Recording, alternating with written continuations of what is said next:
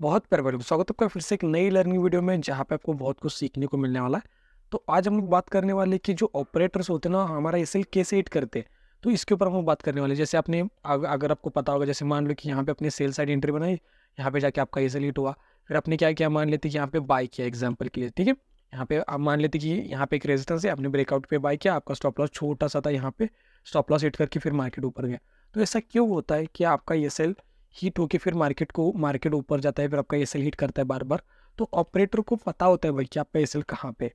तो हमें किस तरीके से ट्रेडिंग करनी है ये भी कवर हो जाएगा इसमें। और वीडियो के एंड में मैं आपके साथ एक गुड न्यूज़ भी शेयर करने वाला हूँ। उस गुड न्यूज़ से आपकी लर्निंग में बहुत इंप्रूवमेंट आने वाला है, ठीक है। तो गुड न्यूज़ क्या है वो वीडियो के एंड में बात करेंगे उसके ऊपर। अभी लर्निंग के ऊपर फोकस करेंगे। अभी थोड़ा सा जो टाइम फ्रेम है 1 मिनट का है, तो हम लोग इसको 5 मिनट के अकॉर्डिंग भी स्विच कर सकते हैं, बाद में स्विच करेंगे। पहले यहाँ पे लर्निंग पॉइंट को समझ लेना। अब देखो, जो मार्केट की जो क्लोजिंग हुई थी ना, वो कहाँ पे हुई थी। देखो क्लोजिंग हुई थी यहाँ पे, ठीक है। थोड़ा सा ध्यान से समझने का ट्राई करना। जब भी मार्केट गैप अप या फिर गैप डाउन ओपन होता है और ऊपर की साइड में एसएल्स नहीं होते, ठीक है। एक सिंपल सा फॉर्मूला मैं आपको बता रहा हूँ। अगर मार्केट गैप अप ओपन हो रहा है, गैप अप मतलब समझते हो ना कि क्लोजिंग यहाँ पे हो गई नीचे और मार्केट ओपन यहाँ पे हो गया, तो इसको हम लोग बोलेंगे गैप अप। मार्केट अगर नीचे ओपन हो रहा है तो उसको हम लोग बोलेंगे गैप डाउन। और पास में क्लोजिंग के पास आसपास में ओपन हो रहा है तो फ्लैट बोल सकते हो। अब यहाँ पे समझने का ट्राई करना, सिंपल सा फॉर्मूला होता है।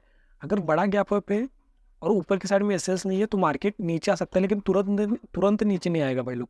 मार्केट क्या करेगा ना, यहाँ पे क्योंकि ऊपर की साइड में भी पैसा होता है तो मार्केट क्या करेगा ट्राई, क्योंकि यहाँ पे एक रेजिस्टेंस था। अगर आपने देखा होगा वीडियो लाइव ट्रेडिंग की वीडियो में, तो यहाँ पे एक रेजिस्टेंस था। तो मार्केट ने क्या सोचा, भाई यहाँ से गिरेंगे तो क्या हो जाएगा, यहाँ पे जो सेलर्स है वो लोग पैसा कमाएंगे। इससे अच्छा क्या है कि इन सेलर्स को निकाल लो, यहाँ पे जो बायर्स आएंगे इनका पैसा लूटो, क्योंकि नीचे एसएल्स अवेलेबल हो जाएंगे ना, फिर मार्केट नीचे आएगा। तो आपको जब भी एंट्री बनानी है, एंट्री के बारे में बाद में बात करेंगे, पहले थोड़ा इस कॉन्सेप्ट को क्लियर करो कि जब भी मार्केट गैप ओपन होता है, ऊपर के साइड में एसएल्स नहीं है, तो मार्केट एक रेजिस्टेंस का ब्रेकआउट करेगा, या फिर क्लोजिंग प्राइस हो सकता है, पीएस वाले हो सकता है।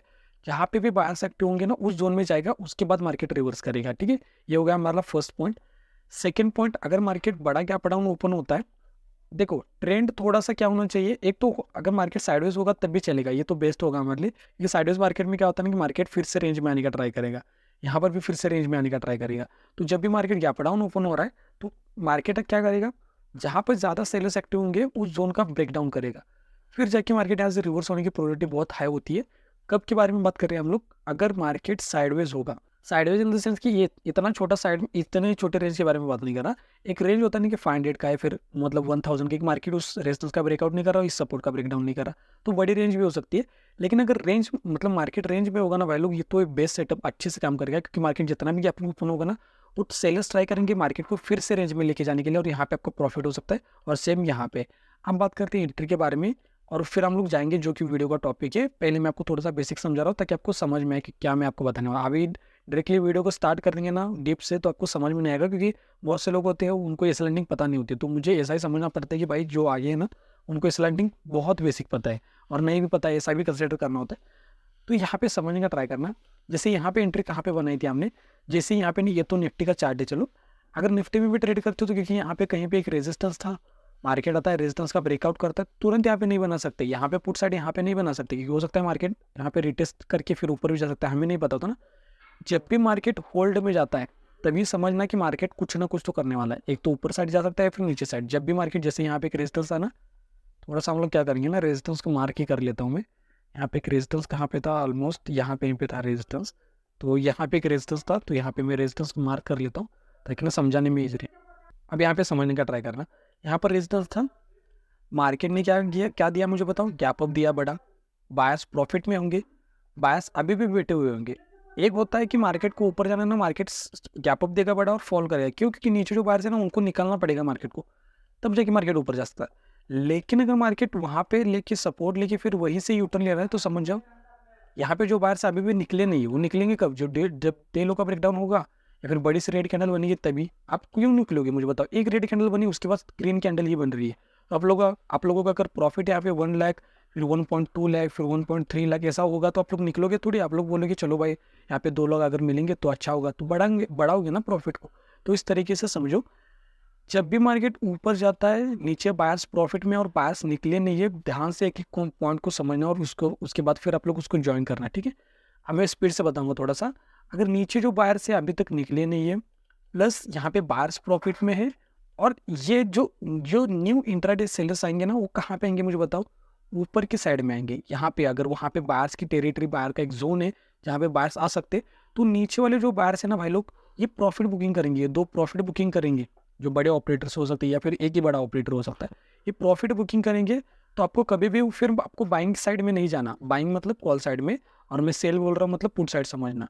सेल मतलब कॉल साइड या फिर पुट साइड के बारे में बात नहीं कर रहे। बाय मतलब समझो कि मार्केट ऊपर जाने वाला तो हम लोग बाय करेंगे, मार्केट नीचे जा रहा है तो हम लोग सेल करेंगे। मतलब सेल मतलब वो नहीं, पुट सेल वाला नहीं, बारे में बात नहीं कर रहे। बस पुट और कॉल को इस बार छोड़ दो, बस मतलब बाय और सेल को समझो।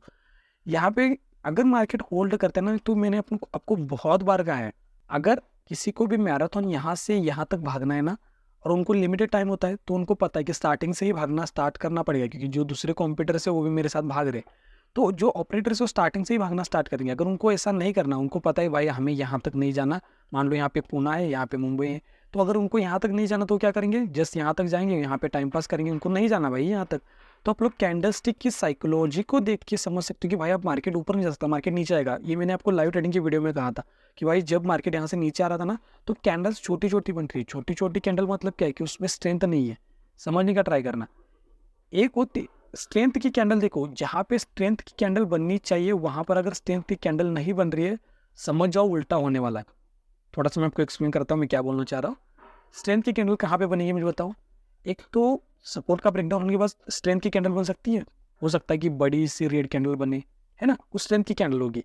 लेकिन अगर वहाँ पे स्ट्रेंथ की कैंडल ना बन के थोड़ी सी वीक कैंडल्स बन रही है, मतलब छोटी छोटी कैंडल बन रही है, तो समझो अब मार्केट ऊपर जाएगा।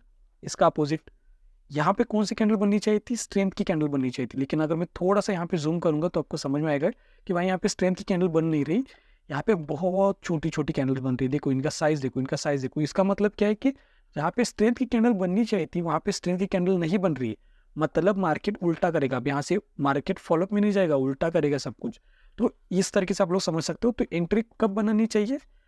एक तो नीचे बायर्स प्रॉफिट में है, दूसरा वही बायर्स अभी तक निकले नहीं है, मार्केट ने उनको वार्निंग भी नहीं दी, मार्केट ने ब्रेकआउट किया। एंट्री कहाँ पे बनेगी आपकी? जब भी छोटी छोटी कैंडल्स आपको दिखेगी ना, कभी भी बड़े कैंडल्स के ऊपर ट्रेड मत करना, छोटी छोटी कैंडल चाहिए। या फिर आप लोग एक लेवल को समझो कि भाई जब उस लेवल का ब्रेकडाउन मिलेगा तभी मैं एंट्री करूंगा। मैं अगर आप लोग लाइव ट्रेडिंग की वीडियो देखते हो ना, तो मैं वहाँ पे बोलता हूँ अगर इस लेवल का ब्रेकडाउन हो जाएगा, हो सकता है वो 20, मान लो यहाँ पे 24,380 का है, तो इसका ब्रेकडाउन मिलेगा तभी मैं पुट साइड जाऊँगा। इस तरीके से बैंक निफ्टी में, निफ्टी के बारे में हम लोग बात नहीं कर रहे, लेकिन ये निफ्टी का चार्ट है। निफ्टी को क्यों बता रहा हूँ मैं आपको? निफ्टी में इसी तरीके से समझ में आ जाएगा आप। और एक भाई ने कमेंट भी किया था कि भाई कैंडलस्टिक की साइकोलॉजी के ऊपर वीडियो बनाओ, तो ये कैंडलस्टिक की साइकोलॉजी है ना, इसको भी मैंने कवर कर दिया भाई, कि जब जब छोटी छोटी कैंडल बनेगी, मतलब स्ट्रेंथ के एरिया में अगर वीक कैंडल बन रही है तो मार्केट उल्टा ही करेगा, फिर फॉलोअप में नहीं जाएगा, फॉलोअप में नहीं जाएगा। और स्ट्रेंथ की एरिया में अगर स्ट्रेंथ की कैंडल बन रही है तो मार्केट फॉलोअप में जाएगा। इतना समझ गए आप लोग? एंट्री कहाँ पे बनेगी हमारी? जब भी छोटी छोटी कैंडल बनेगी, नीचे वाले बायर्स प्रॉफिट में हो, अभी भी बायर्स निकले नहीं है, यहाँ पर बायर्स आएंगे और छोटी छोटी कैंडल बन रही है, तो एक फॉर्मूला होगा और फिर जाके मार्केट नीचे आता है। ये समझ गए आप लोग? अब ऑपरेटर्स हमारे ऐसे कैसे हिट करती है, थोड़ा सा समझने का ट्राई करना। अब थोड़ा सा आ जाओ, हम लोग थोड़ा सा पीछे के चार्ट में जाएंगे। अब थोड़ा सा समझने का ट्राई करना। अगर मार्केट को ऊपर लेके भी जाना है ऑपरेटर को, मैं बार बार क्या कहता हूँ, अगर आप लोग यहाँ पे अगर जीरोधा ओपन करो, अपस्टॉक ओपन करो, तो वहाँ पे भी आपको मतलब ओपन करोगे तो आपको एक मतलब डीमैट अकाउंट में क्या मैसेज आता है, अगर आपने रेडी किया होगा, तो 10 में से 9 लोग ऑप्शन ट्रेडिंग में लॉस करते हैं। मतलब क्या है कि जब भी सपोर्ट का किसी ब्रेकडाउन मिल रहा है, और यहाँ पे अगर 10 लोग में से 9 लोग यहाँ पे क्या कर रहे हैं, सेल कर रहे हैं, और एक बंदा ही बाय कर रहा है, तो प्रॉफिट कौन करेगा? ये एक बंदा जिसको लग रहा है कि मार्केट सपोर्ट होने का, ब्रेकडाउन होने के बाद मार्केट ऊपर जाएगा। ये 9 लोगों को क्या लग रहा है, भाई सपोर्ट का ब्रेकडाउन हो गया, चलो अब हम सेल करेंगे, अब पैसा कमाएंगे बहुत, क्योंकि मार्केट नीचे फॉल कर रहा है, यहाँ पे मार्केट ने कंसोलिडेशन किया है। ये सब प्राइस एक्शन है भाई। प्राइस एक्शन के अकॉर्डिंग ट्रेड करोगे ना, आप लोग खुद ट्राई करके देखो। देखो मेरे ऊपर भरोसा मत रखो, मैं ऐसा नहीं बोल रहा हूँ जो मैं बोल रहा हूँ वही सही है, ऐसा नहीं। जो मैं बोल रहा हूँ या फिर कोई भी यूट्यूबर बोल रहा है, आप क्या करो ना, वो कुछ बोल रहे थोड़ा सा समझने का ट्राई करो, मैं क्या बोल रहा हूँ वो समझने का ट्राई करो। एग्जैक्टली चार्ट के ऊपर जाके देखो कि जो कौन बोल रहा है वो वर्क कर रहा है अच्छे से, क्योंकि ये सबको सबको पता है कि मार्केट एक डाउन ट्रेंड में चल रहा है, फिर मार्केट क्या होता है, साइडवेज हो जाता है। ठीक है, ये साइडवेज हो जाता है, फिर ब्रेकडाउन देता है, फिर हम यहाँ पे हम लोग क्या करेंगे, सेल करेंगे, फिर क्या हो जाएगा, हमारा हमें पैसा तो मिलना है नहीं यहाँ पे, और हमारा पैसा उल्टा चला जाएगा। तो प्राइस एक्शन के अकॉर्डिंग ट्रेड मत करो। प्राइस एक्शन के अकॉर्डिंग कब ट्रेड करना होता है समझो।